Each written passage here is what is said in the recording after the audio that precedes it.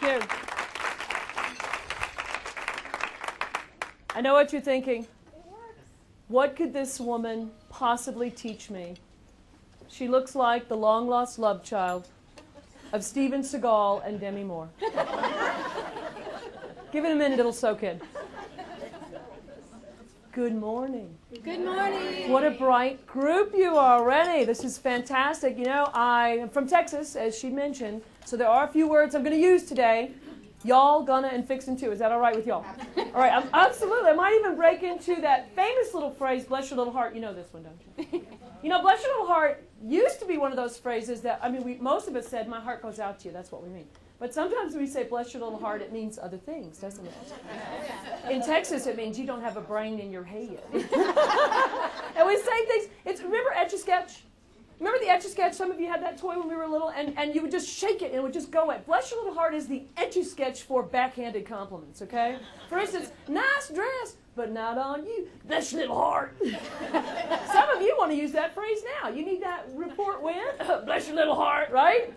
Well, I've come today really to help you help yourself to be a little bit more engaged, but I see a few stressed faces. Is that possible? You know, years ago you could tell you were stressed as you'd go home to make a phone call and you'd dial 9 to get outside your own home, all right? Now, we don't have those kind of landlines anymore. Do you know how you can really tell stress today? Is you end the day wearing a thong, but you did not start with one. Now, some of you are not laughing. That's how stressed you are.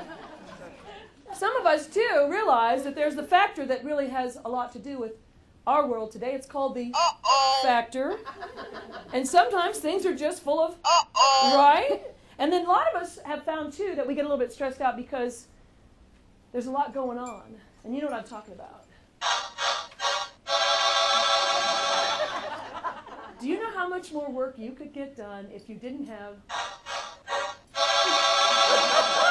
the drama? Yes, this is fabulous. Just so you know, Bed Bath & Beyond, about $5.99. I would give it away if my other one had not broken this morning. But actually, no. Would somebody like that today? You'll have to wait. But I promise to give it away because I made that announcement. I do give away a lot of fun stuff because I think we need to be reminded. Many of us in here work very, very hard. And today, really, what we want to talk about is something that hits quite to the heart. It's how to stay engaged and resilient in any economy. And for those of us that have people that work with us and for us, how to make sure that we keep them engaged. Because let's face it, it's really tough, isn't it? We are more distracted now than ever. In fact, Harvard Business Review said we're in the middle of about 15 things at once in our heads. Does that sound like you? Absolutely. And so what we find is that sometimes your brain gets so full of information because it just keeps coming at you that you walk in a room and you forget why you went in there. Now, many of you do this. You back up, and you think, well, I'll just try it again. And that's not working. And so for all of us, what we need to think about is, how do we break it down? How do we stay engaged? And so I'm going to go over a few really easy things that you can do right away for yourself and for others. Let me give you a quick background, though, on me. I am also Greek. Did you see Big Fat Greek Wedding? Then you understand the whole life that I've gone through. My mother is the only sibling in her family to marry the non-Greek. So it was exactly like the movie. My favorite line in that whole movie, oh, you don't eat meat? That's okay. We'll have lamb.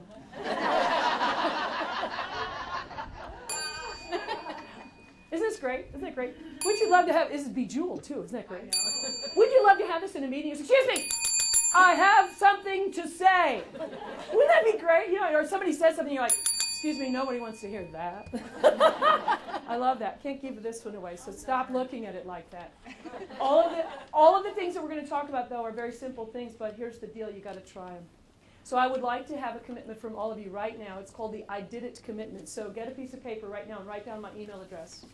Kelli, Kelli, at kelliv.com. Kelli at kelliv.com.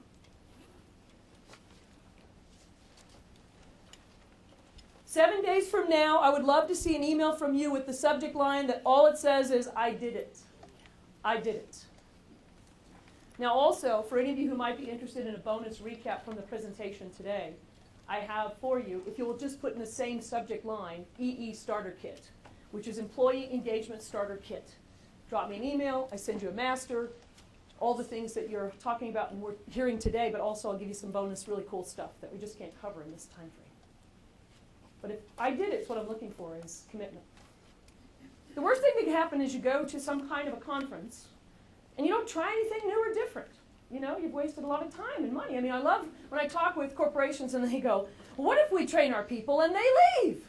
Well, what if you don't train them and they stay? Do you want to hang around that one? Do you want to be around that person who goes, I don't know any of that stuff, right? And then aren't all of us sometimes dealing with people that literally are sucking the life out of the organization?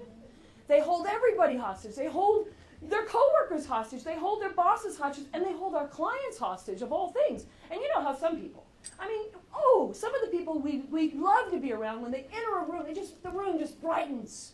And then the other ones, when they leave, the room just brightens. And then, you know, some people who just don't look happy. They walk around like this, you know, like they've been sucking lemons all day. And you look at them and you go, what's wrong? Nothing! I'm happy! And you're like, well, maybe you ought to notify your face, because the rest of you doesn't look really pleased. And we have to be able to deal with these people. Some of these people actually have front desk jobs. How do you get a job as a receptionist when you hate people? How does that work? I have been in reception areas where the receptionist says to me, I told you he's in a meeting, sit down! I was like, I think I'm going to keep walking. That's okay, right? So all of us really need to figure out what it is about us that we love. And as I'm moving forward, I'm going to make sure that I ask you to give me an email that says, I did it. And what that means is this. You're trying something that we talk about. Something that we talk about within 7 days. Deal? Deal. Now, I have, in my career, the last 16 years of doing this, not ever had 100% compliance on the 7th day. Is this the room? Yes. Something tells me this is the room. This is the room. In a scary sort of way. I have a feeling I'm going to get bombarded. And nothing says you can't try this on a break today or as you're sitting right there, okay? So as we move forward, please stay with me. This is the figure, $300 billion is what we are losing at least on an annual basis from disengaged people. Did you know that almost 21% of the workforce is considered actively disengaged? That means they're walking around like zombies, just doing enough just to get the check. Does that sound like somebody you know? If you're sitting next to that person right now, just kind of wink at me. I got a few winks, okay? There are 3 kinds of employees. Those that will work, those that won't work, and those that just won't quit. Now, I went to an HR professional once and I said, how many people work here? And she looked around and she goes, about half. She said, the only problem is we're not sure which half. Now, one of the things we need to think about, though, is if we can measure it, we can manage it, and we need to be able to get on that engaged side for ourselves first. Many of you have seen airlines, emergency announcements, and you know that's emergency information. That is life-saving information. It's very crucial and critical to our well-being. Wouldn't you agree? But a lot of us have seen it so much that it's like, wah, wah, wah, wah, wah, okay? So I always like to look around because you always know the people who've never flown before are the ones that are actually watching. and then they start looking for their nearest exit. I just don't have the heart to say, look, ma'am, if we go down, there's going to be a lot of ways to get off the plane. So you don't want to say that to a first-time flyer. That's not nice. But here's what I know, is that for most of us, we are doing the want talk to a lot of people who are disengaged, but we keep going. We don't connect first. And the flight attendant, I remember, on the airline, always make sure that she says something that jogs you into connect. And so I remember this one. It was very, very, very vivid to me. She said, y'all, might as well sit down and shut up, because if we go down, you're going to be looking for me. Okay, now, the 123 of us who've flown before were ignoring her, and I saw 123 of us go like this. We're looking around the paper, and she continued. She said, there may be 50 ways to leave your lovers, but there's only 6 ways to get off this bird if we go down. At this point, everybody's watching. Even children are riveted to the flight. I'm like, I've never seen so much attention. So then, but here's the part I want you to, she did this first before she entered the information that would save your life. And many of you, if you don't connect, you can't correct. You must connect before you correct. But I must tell you, you want to hear the rest of that one? Yeah. She continued, because I had never heard this before. She said, if there's a problem in the cabin pressure, which would be highly unlikely, do not worry. She said, because 4 oxygen masks will drop down. There are 4 in case one of you has a lap child. She said, and she looked at this man and she said, now only 2 of the 4 will work. Are you feeling lucky today, Sparky? And he had that look, you know, and she said, don't worry, oxygen will begin to flow at 25 cents for the first minute and 10 cents for each additional minute. And then she looked over at this lady and she had a couple of gorgeous little kids with her. And she said, madam, you must first fix your own mask so that you can then help your children. And then you must choose the child you love the most. And the little boy is looking at his baby sister like, she always liked you better. Not a good ride for the little man. However, do you think she had our attention? Absolutely. And this is what we need to really focus on. You cannot connect until, or you cannot correct until you actually connect. Our mission is to make sure you get that moment before you launch. And a lot of us are doing the wah-wah dance, and we keep going because we know what we're saying, all right? So there's one thing just for us to look at. That's a small thing, but guess what? That's one thing you could do, and that would be a huge I did it, and I'd be very, very welcome to see that, all right? Moving forward.